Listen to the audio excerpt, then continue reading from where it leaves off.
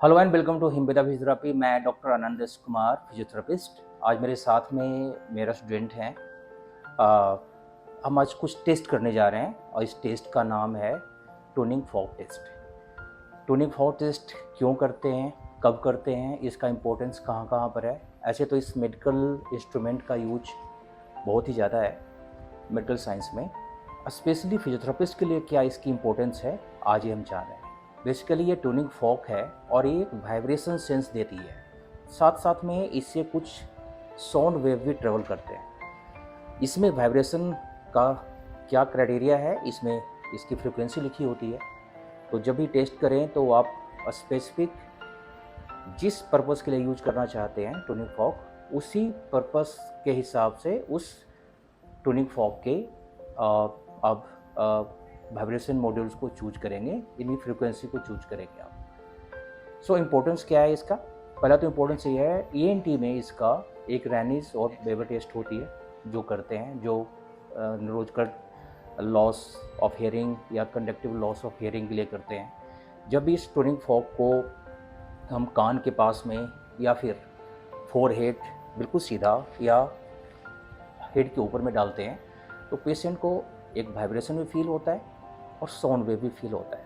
इन दोनों के डिफरेंसेस को चेक किया जाता है, जो ईएनटी में इसकी बड़ी इंपॉर्टेंस है। फिजियोथेरेपिस्ट के लिए क्या इंपॉर्टेंट है? फिजियोथेरेपिस्ट इस टेस्ट से पेशेंट के डिफरेंट पार्ट्स ऑफ बॉडी पर, जो बॉडी पार्ट्स हैं उस पर क्या उसे वाइब्रेशन फील हो रहा है, कितना फील हो रहा है, इसको टेस्ट करते हैं। सपोज किसी को न्यूरोलॉजिकल डिसेबिलिटी है, कुछ ऐसे बीमारियां हैं लाइक की डीमाइलिनेशन की बीमारी, जैसे मल्टीपल स्क्लेरोसिस है, आपको एलजीवीएस है, इस तरह की बीमारियां जहां पर कि नर्व की जो सीथ होती है या न्यूरॉन्स की जो सीथ होती है उसकी डीमाइलिनेशन की प्रॉब्लम हो जाती है। तो ऐसे में वाइब्रेशन की फीलिंग कम हो जाती है। स्पेशली मैं बताऊंगा उन पेशेंट में जो डायबिटिक हैं और डायबिटिक उनका काफ़ी लंबा चला गया, तो ऐसे में न्यूरोलॉजिकल जो सिम्टम होते हैं डायबिटीज़ में वो ना स्टार्ट होते हैं, लाइक कि उनकी फीलिंग कम हो जाती है। जब कोई जख्म होगा तो ठीक नहीं होगा, उनको कोई चीज़ चोट लगती है तो पता नहीं चलता। तो ऐसे चीज़ों को टेस्ट कर सकते हैं और ऐसे चीज़ों को ही टेस्ट करने के लिए इस ट्यूनिंग फॉर्क का यूज होता है। मेडिकल प्रैक्टिशनर बहुत ही अच्छे से यूज करते हैं इसे, फिजियोथेरेपिस्ट इसका यूज थोड़ा सा कम करते हैं, लेकिन ज़रूर करनी चाहिए अगर आपको अपने पेशेंट को बेहतरीन ट्रीटमेंट देनी है तो, और पेशेंट को बताना है कि फ्यूचर में आपकी क्या क्या दिक्कतें हो सकती हैं और इस समय में आपके क्या दिक्कतें हैं। ये ट्यूनिंग फॉर्क है, इसको यूज करना भी एक अपने आप में बड़ा आर्ट है और इसका यूज सही ढंग से होना चाहिए। इस ट्यूनिंग फॉर्क को जब हम यूज करते हैं टेस्ट में तो टेस्ट फॉल्स भी हो सकती है। उस फॉल्स टेस्ट को हम कैसे रोकेंगे, इसके लिए भी हम जानेंगे। जब भी कोई टेस्ट करते हैं तो उस इंस्ट्रूमेंट को ध्यान से देखें, उसके क्या क्या पार्ट्स हैं और उस पार्ट्स को आपको क्या क्या किस तरह से यूज करना है। ये अपर जो हम जहाँ से मैंने पकड़ रखा है, ये जो एंड है, यहीं से इस ट्यूनिंग फॉर्क को पकड़ते हैं आफ्टर वाइब्रेशन। जब हम वाइब्रेट इसे करते हैं तो इसको आप आगे से या पीछे से, ऊपर या नीचे से नहीं पकड़ सकते। इसका एक खास जगह है, उस एरिया से इसका पकड़ना है। अदरवाइज आपने ऊपर से यहाँ से पकड़ लिया तभी इसकी वाइब्रेशन रुक जाएगी, या इसके दूसरे तरफ से पकड़ लिया तभी प्रॉपर वाइब्रेशन पेशेंट तक नहीं जाएगी। तो पेशेंट को हो सकता है कि वो सेंसेशन में थोड़ी सी फ़र्क आए तो आपके टेस्ट में फ़र्क आ जाएगा। इसलिए बहुत ज़रूरी है कि पेशेंट को पहले बता दिया जाए कि हमने आपके ऊपर में क्या करना है और किस तरह से करना है। जब आप वाइब्रेशन को रोकते हैं तब पेशेंट को ज़रूर बताना है कि हमने रोका है। फॉल्स टेस्ट को रोकने के लिए जब ये वाइब्रेशन करके हम पेशेंट के बोन पर रखते हैं, उसके बाद उसे बताया जाता है कि जब इसे हम बंद करेंगे या जब बंद हो जाएगा तो आप बताना कि क्या यह बंद हो चुका है। साथ में पेशेंट के आंखें भी बंद की जाती है ताकि वो परफॉर्मेंस को, जो हम परफॉर्म कर रहे हैं मूवमेंट, जो परफॉर्म कर रहे हैं टेस्ट, उसको ना देखें। अदरवाइज उसके दिमाग में वो चीज़ें चलती होती है कि अभी ये क्या हो रहा है, इसके बाद क्या होगा, तो उसकी इंटरप्रिटेशन गलत हो सकती है। तो इन चीज़ों को बचने के लिए सबसे पहले अब मैं करके दिखाता हूँ। सपोज कि डॉक्टर मनी है, फिजियोथेरेपिस्ट हैं और आज मैं इन पर टेस्ट कर रहा हूँ। जैसे बेवर जो ईएनटी टेस्ट करते हैं उसमें सिंपल सा इस तरह से आपने फॉर्क को लिया और यहाँ से पकड़ा और इस तरह से आपने वाइब्रेट किया या किसी ऐसे हार्ड जगह पर वाइब्रेट किया, जैसे मैं आपके अपने रिस्ट और फोर आर्म के बीच में वाइब्रेट कर रहा हूँ, ये वाइब्रेट हो रहा है और मैं इसको फील भी कर रहा हूँ कि इसकी वाइब्रेशन मुझे कितनी अच्छी फील हो रही है।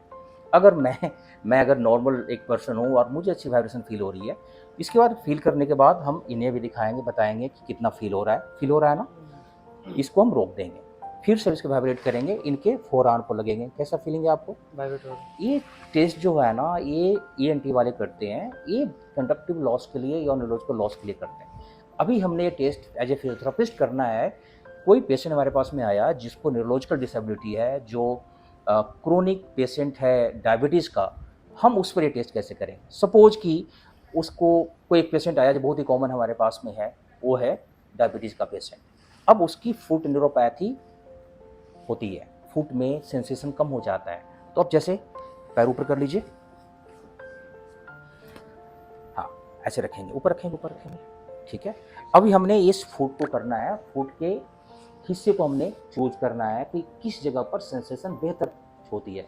तो एक तो ग्रेड टो पर करेंगे, दूसरा इनके फुट एंकल के आसपास में करेंगे, अगर जरूरत पड़ी तो ये हम सीन ऑफ बोन पर भी करेंगे और नी पर भी करेंगे।